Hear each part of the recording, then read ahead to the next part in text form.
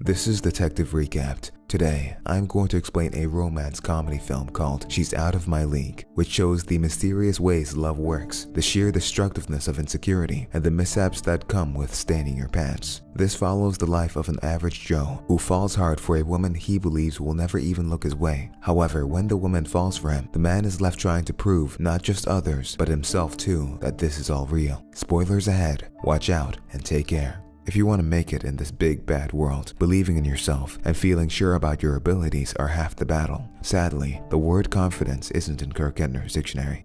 Timid TSA agent Kirk Kettner and his ex-girlfriend Marnie have taken some time off from their relationship, but now Kirk wants them to be together again. As Kirk practices what he should say to Marnie, his friends can't help but mock him for being kind of pathetic. His friend Stainer makes it clear that he hates the girl, but Kirk has his heart locked on her. Jack then advises Kirk on what to do, telling him to make Marnie believe that he's been seeing different girls after their breakup. But Devon tells Kirk he should just be himself. For better or for worse, Kirk follows Jack's advice. At home, he tells Marnie how well he's been doing with the ladies lately, but Marnie doesn't believe him for a second. She reminds him that she's with Ron now, but Kirk still begs her to take him back. Kirk is annoyed that Marnie replaced him with a guy who owns a Pizza Hut, but Marnie insults him too, saying that working as a TSA agent isn't getting him any closer to being a pilot. As Kirk keeps trying to convince Marnie to get back with him, Kirk's mother suddenly shows up and is shortly followed by his brother, Dylan, and his pregnant fiancée, Debbie, who both like to bully him. Their father shows up too, leaving Kirk distracted from winning back the girl he loves. Things keep looking down for poor Kirk. Though Marnie split with him, she's still an honorary Kettner family member, seeing as Kirk's parents have practically adopted her since they broke up. Seeing her every day in his house while she has a new man is basically adding injury to insult.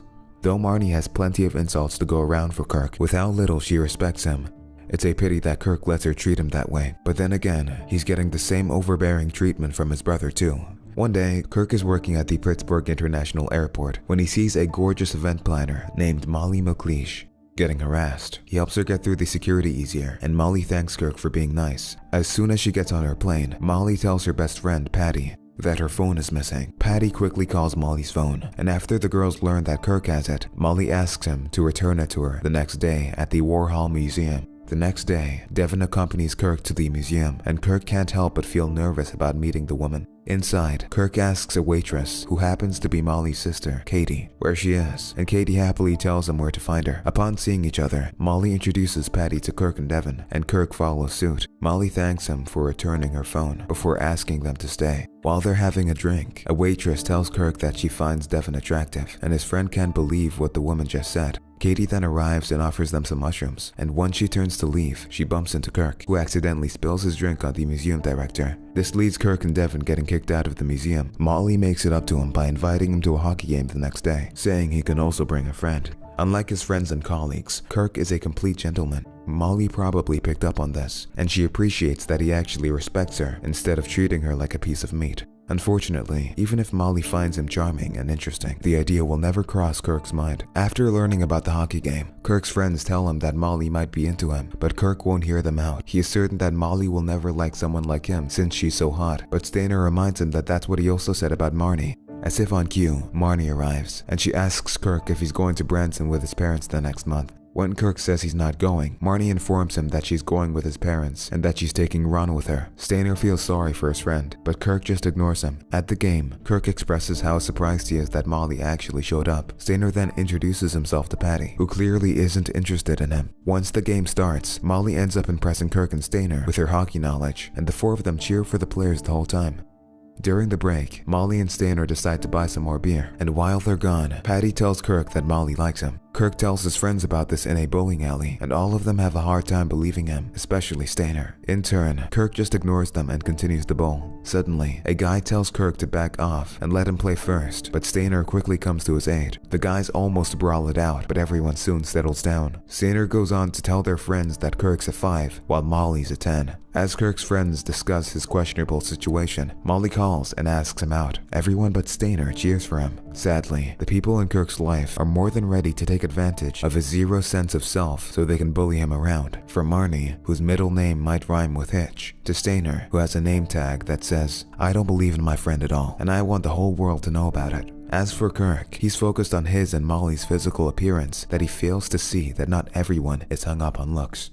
When Patty learns about Molly's date with Kirk, she tells her friend that she's only dating the guy because her ex-boyfriend, Cam, hurt her. Patty thinks that Molly is trying to play it safe by dating Kirk, but Molly insists that she finds Kirk nice. At work, Kirk keeps wondering why Molly asked him out, and just like him, Stainer is confused too. While they talk, a cashier waves at them, and Stainer tells Kirk to ignore her, adding that she's just some girl he slept with. During their dinner time, Molly impresses Kirk as she talks to the waiter in French. He is also surprised to learn that she's a lawyer, but their conversation is interrupted when Kirk cuts her off to return a sweater to a lady who's just left the restaurant. Her husband mistakes Kirk for a waiter since he's wearing the same suit they do, and even offers him a tip, but Kirk clarifies that he doesn't work there. Heading back inside, he finds Molly talking to her ex-boyfriend, Cam. He thinks that Kirk's a waiter too, and goes ahead to take a seat. But when Molly tells him that Kirk's with her, Cam quickly apologizes to him. Before he leaves, Cam asks Molly if he'll see her again next week. Molly explains to Kirk that Cam is her and Patty's liaison guy at an air show, but Cam adds that he and Molly used to date.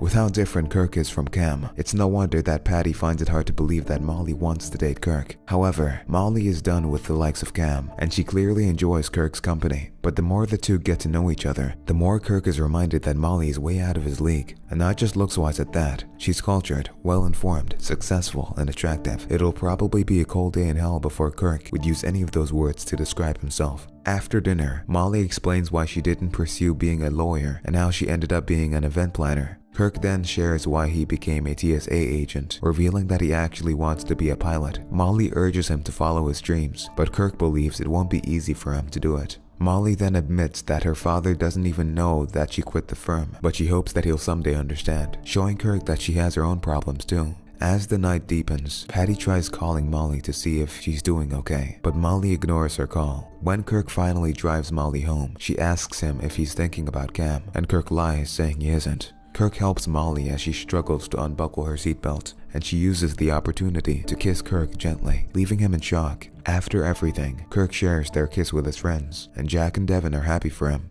As for Stainer, he's still trying to digest the news. Kirk also tells them that he's introducing Molly to his parents, making Stainer believe that she'll run for the hills as soon as she meets his family. For some reason, people like to think that everyone shares whatever standard they have. Though Kirk isn't cut from a conventionally charming cloth, it's still baffling how much Stainer and Patty, among other people, look down on him and believe that his relationship with Molly is like a carton of milk just waiting to expire. At Kirk's house, his parents can't believe that he's taken home such a beautiful woman. He then introduces Molly to Dylan, Debbie, Ron, and Marnie, all of whom are in disbelief that Kirk is with her. While having lunch, Marnie dresses up nicely in an attempt to take everyone's attention away from Molly. As everyone talks to Molly, Dylan asks her why she's with Kirk, and Molly tells them that Kirk makes her smile and never tries to impress her. She also adds that she can be herself around Kirk, making Marnie jealous. Mrs. Marnie then invites Molly to their family vacation in Branson, and when Molly says she and Kirk will go, Marnie reveals to her that Kirk is her ex-boyfriend. However, Molly doesn't find her revelation surprising and just ignores her. After eating, Kirk and Dylan play Slapshot Regatta in the basement, leaving their ladies cheering for them. After Dylan loses, Kirk drives Molly to her place, and she invites him inside her apartment. Kirk gets scared upon seeing the family dog, but Molly quickly gets his attention once she starts making out with him. As Molly gets on top of him, Kirk tries and fails to keep himself from reaching his climax. And if that isn't enough, Molly's sister and parents arrive unexpectedly, and Kirk is forced to keep seated so they won't notice his wet pants. Unfortunately, the dog starts licking Kirk's pants, so he hurriedly leaves the apartment, confusing everyone.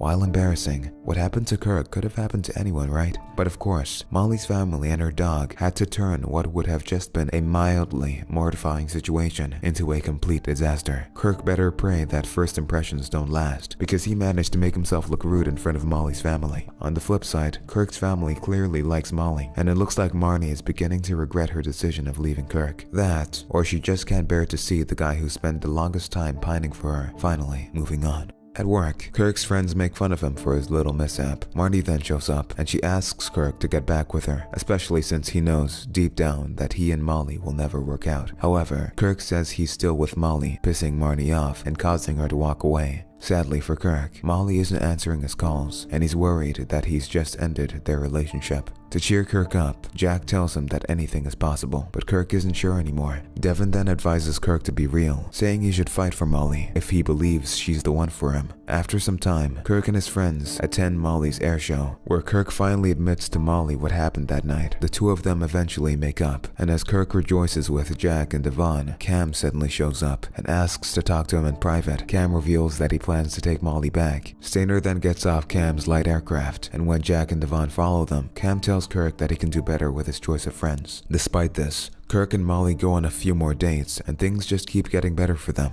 It's desperate and pathetic of Marnie to think that Kirk would simply take her back, especially now that he's happy with someone else. She's just jealous because she never thought that Kirk would be happy without her, which goes to show how vain she is. Then there's Cam, who has no respect for neither Kirk nor Molly and their relationship, since he thinks it's in his place to get Molly back. Maybe he and Marnie should hook up, since they're both hung up on their own delusions about their scores with their exes. One day, Kirk's friends advise him to finally take his relationship with Molly to the next level. Thinking that they're right, Kirk decides to prepare himself by shaving his private area, only to nick himself by accident. Being a true bro, Devin does the shaving for Kirk, leaving Kirk feeling uncomfortable. At Katie's party, Kirk apologizes to Molly's parents for his behavior a few nights ago, promising that he'll grow on them. When Molly's father asks Kirk what his work is, Molly answers for him and tells them he's in aviation. As they talk, Cam suddenly shows up and makes Kirk feel out of place. Annoyed, Kirk decides to drink by himself, but Cam joins shortly and apologizes for what he said about taking Molly back. He then tells Kirk to take care of Molly, saying she's a special girl. And when Kirk adds that she's perfect, Cam tells him that Molly hates being called that. When Kirk gets confused, Cam explains that Molly has a birth defect but refuses to tell him what and leaves. Evidently, Cam is trying to plant doubts in Kirk's head, and it looks like he's succeeding. Not listening to a bitter guy like Cam should be common sense for most people, but insecurity has a way of chipping at your common sense until you end up trusting others more than yourself. And as usual, Kirk lets other people's opinion sway his thinking. After the party, Kirk and Molly go back to her apartment to sleep together, where Kirk expresses his insecurities about his body. Molly doesn't mind though, and shows him her webbed toes to prove that she isn't as perfect as he thinks. Kirk then realizes that that's the defect Cam was referring to, pissing Molly off since he's hoping that there's something wrong with her so they could be together. This has Kirk getting emotional, and he admits how he really feels about their relationship, especially with how she's a 10 while he's just a 5. Kirk's also offended that Molly lied to her parents about his job, making him believe that she's embarrassed of him. The two continue arguing, and this is when Molly realizes that Kirk has a low self-esteem. She finds it irritating that Kirk keeps comparing himself to others, and she tells him that she broke up with Cam because he cheated on her, and from then on, she promised herself that she'll never date a guy like Cam again. Naturally, this insults Kirk since he's led to believe that Molly only dated him because he's boring and safe. Kirk leaves upset and unaware of how much he's hurt Molly too. This shows how much insecurity can poison not just your mind, but the way you deal with people in your relationships. Molly has the right to be upset that Kirk seems so relieved by her defect, just as Kirk has the right to be upset that Molly lied about his job. Kirk and Molly are both insecure in their own right, and while Molly's insecurity manifests through how she feels the need to maintain a very specific image for her parents, Kirk's is much more debilitating and unsparing to him. Before the Kettners fly to Branson, Kirk tells Stainer that he was right when he said he wasn't good enough for Molly. Confused, Stainer talks to the woman he once slept with and asks why things didn't work out between them. The woman reveals that she didn't like how he was always doubting himself and thinking that she'd dump him, making Stainer see that he's made a mistake telling Kirk he's a 5. He then tries to get Kirk off the plane so he can fix his relationship with Molly, but Kirk simply refuses. Eventually, Stainer gets kicked off the plane, so he calls Patty for help to get their friends back together. Meanwhile, Kirk finally realizes that Stainer is right and decides to go after Molly, but before he does, he makes sure to tell everyone in his family except his mother how much he hates them. Unfortunately, the flight attendant won't let him leave anymore, so he is forced to stay with them. Across town, Patty picks up Molly and takes her to the airport, where she and Stainer inform her that Kirk is leaving for Branson with Marnie. After some convincing, Molly goes with Stainer to get on Kirk's plane, but after learning that it has already departed, Stainer calls Jack to stop the aircraft from leaving. Jack successfully delays Kirk's flight, and everyone deplanes. Marnie keeps hounding Kirk, so he throws his family shirt on her, making her angry.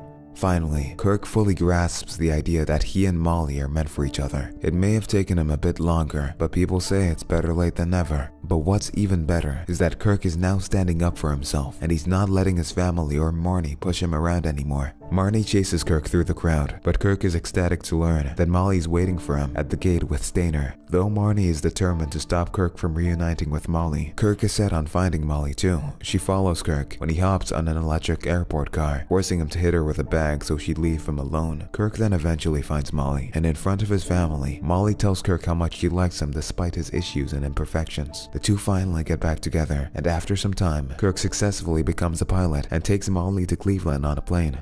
With how overwhelming everyone and everything can be, it's hard to come out of the daily hustle and bustle feeling good about yourself, especially if you're not dealing with life as well as you could be. So while everyone can benefit from exercising a healthy amount of self-doubt, having too much of it is just pure poison. It's a fire that festers from within and seeps through, burning everything you come into contact with. Mankind will sooner develop flying cars before it can come up with a clear-cut cure for insecurity and a lack of self-esteem. But at the end of the day, one thing we can do is not to assume what others feel for us, since love is as unfathomable as it is strange and unpredictable.